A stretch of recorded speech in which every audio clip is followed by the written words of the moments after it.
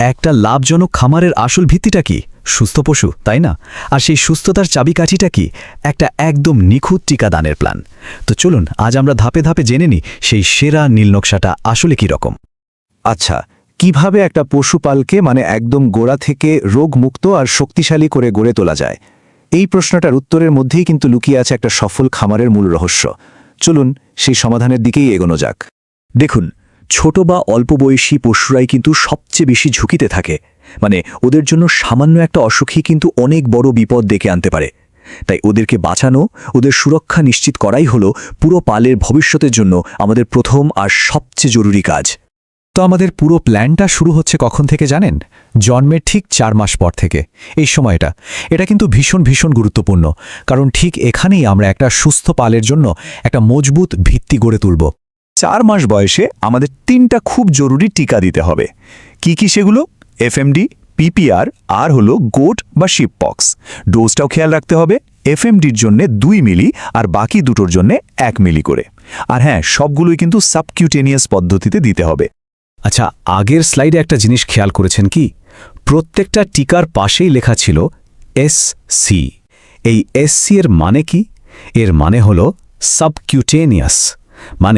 ইনজেকশনটা সরাসরি মাংসপেশিতে না দিয়ে দেওয়া হয় চামড়ার ঠিক নিচে যে ফ্যাট বা চর্বির স্তর থাকে সেখানে। এটা কিন্তু খুবই এফেক্টিভ আর সেফ একটা পদ্ধতি। ব্যাস, 4 মাসের কাজ তো শেষ। এরপর আমাদের পরের টার্গেট হলো 6 মাস বয়স। এটাও কিন্তু আরেকটা খুব ইম্পর্টেন্ট মাইলস্টোন, যেটা পালের লম্বা সময়ের সুরক্ষার জন্য একদম অপরিহার্য। 6 মাস বয়স, এই সময়টা কিন্তু একদম মাথায় গেঁথে নিতে হবে। কারণটা কি? কারণ ঠিক এই সময় একটা বিশেষ আর খুব জরুরি টিকা দেওয়ার পালা আসে। 6 মাস বয়সে দিতে হবে মাত্র একটা টিকা, আর সেটা হলো অ্যানথ্রাক্স। এই ডোজটা মনে রাখবেন, মাত্র 0.5 মিলি।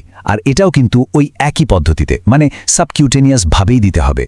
তো প্রাথমিক টিকাগুলো তো দেয়া হলো, কিন্তু কাজ কি এখানেই শেষ? একদমই না। এটা তো সবে শুরু।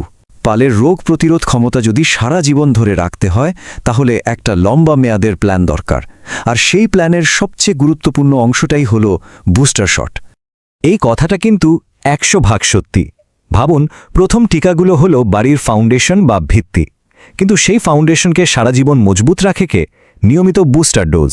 ঠিক সময়ে বুস্টার না দিলে কিন্তু ওই প্রাথমিক সুরক্ষাটা ধীরে ধীরে একদম দুর্বল হয়ে পড়বে। বুস্টারের শিডিউল মনে রাখাটা কিন্তু বেশ সোজা। মূলত দুটো নিয়ম আছে।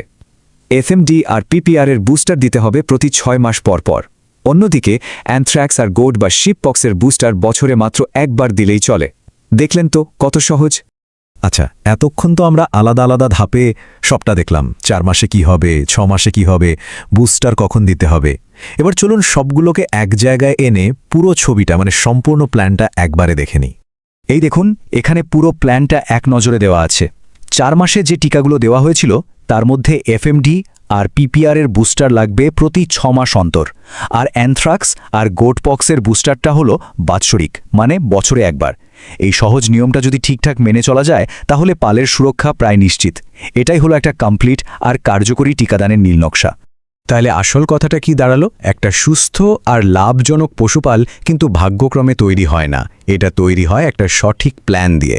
এর পেছনে থাকে ঠিক এই রকম একটা সুচিন্তিত আর সময় মতো কাজে লাগানো কৌশল।